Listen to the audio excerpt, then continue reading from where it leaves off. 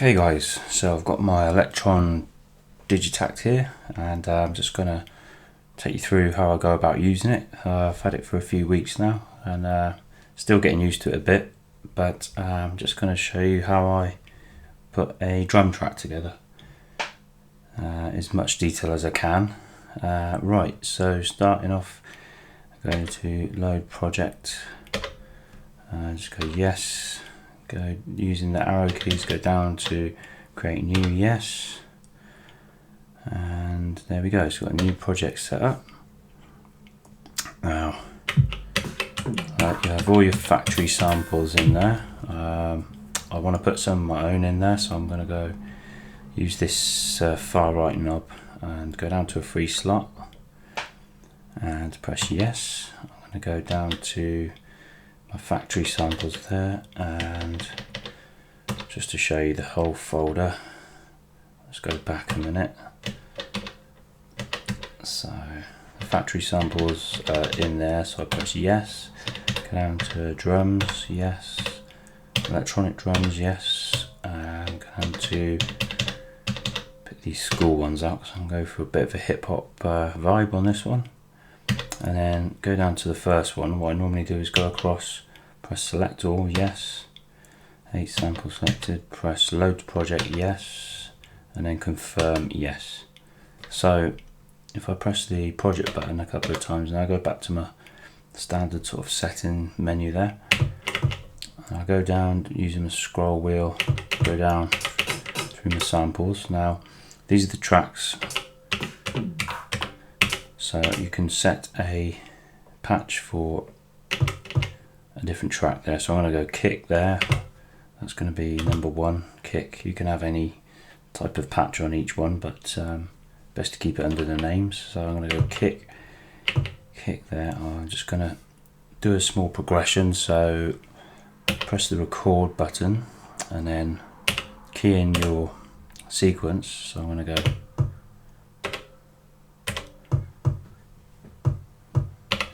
and then take the record button off, go on to the next patch. I'm going to go down to, it's more of a kick, but you can use it as a snare. So press the record button again, initiate your patch.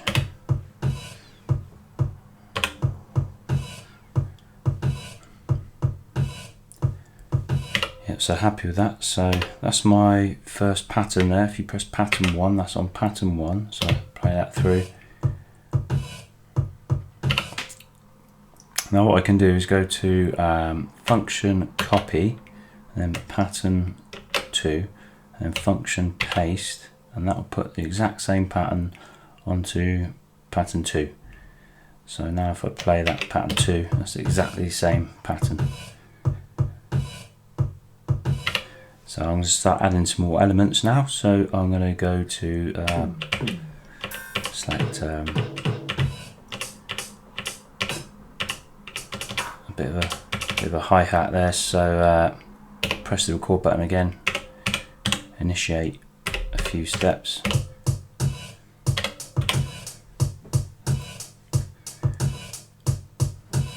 And what you can do is when you've got the patch highlighted there and your sequence highlighted, you can play with the things like the length, reduce the length,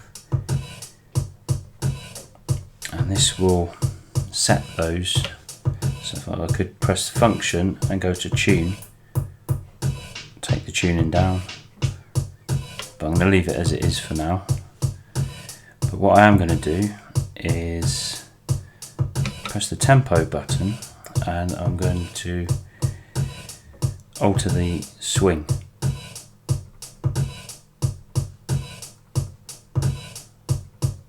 Take it right up to 80%, and that will stay set on that track then, see? So play pattern 2.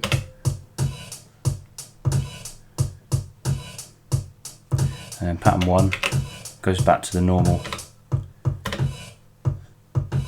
Pattern 2.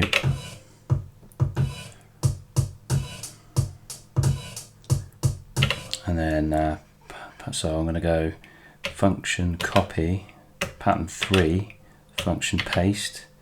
So I've got that on pattern 3 now. So I'm going to introduce another element, so I'm going to go down to find something else. So let's go.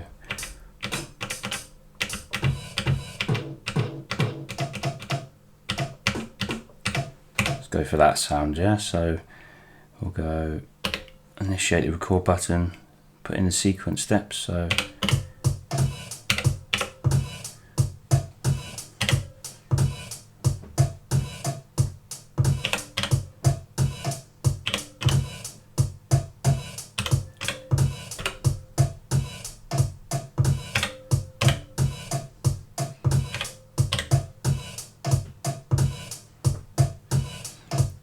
okay, so happy with that one.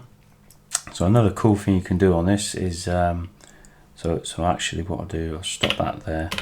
So that's my pattern 3. And then go to function copy again, function, and then pattern 4, function paste. So go on to pattern 4 there. So what I'm going to do on that pattern 4, I'm going to increase the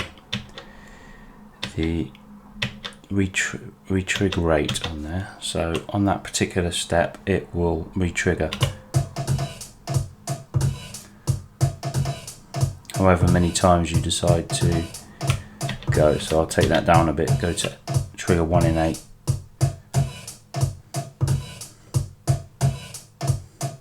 Or increase it.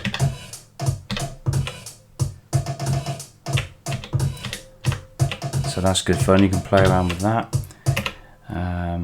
So let's have a look what we got now. We got that first section. This section here. And the last bit we put on there was the hi-hat. So what you can actually do there is go onto the amp button and add some delay. Alright, so it's not actually, so we'll stop that. So there's the hi-hats, so let's add some delay. Now if we wanted to record that delay into the track, into the actual sequence, what we could do is press and hold the record button and then the play button and then live record it in.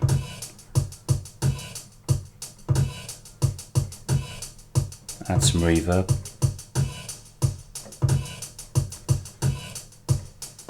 Stop that. So you've got a bit of modulation going on that pattern there.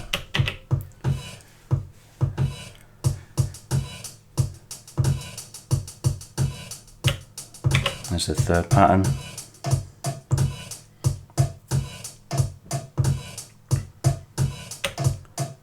Back to the first pattern. Now if I wanted to extend this pattern over say 2 bars, what I'll do is press the function and the scale button, and what you can do is press page again and that'll take it up to 2 bars, 3 bars, 4 bars. So I'm going to go 2 bars there and then press function page again to go off that. So now that sequence will play through 2 bars. So if I press pattern 2,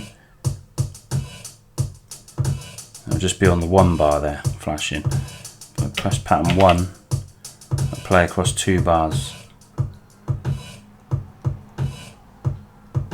And let's say pattern 3, function, scale, page, just play that right across 4 bars there.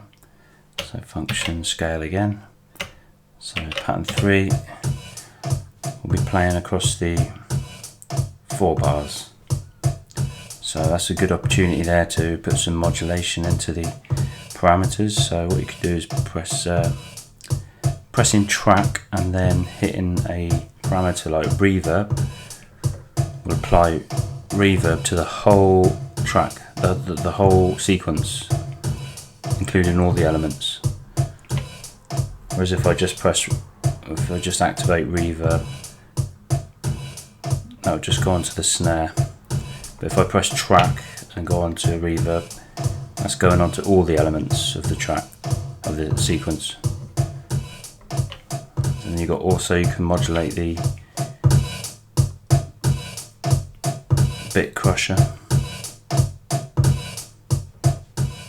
the attack.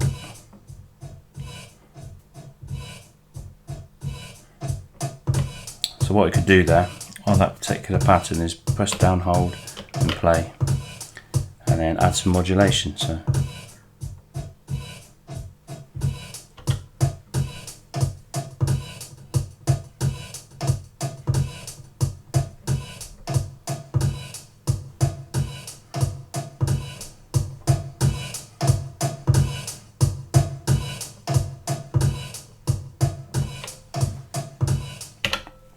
there we go. So just a very basic introduction to what I know so far on the Elektron Digitakt, and hopefully it demonstrates what it can do as well. It's a very good little drum machine.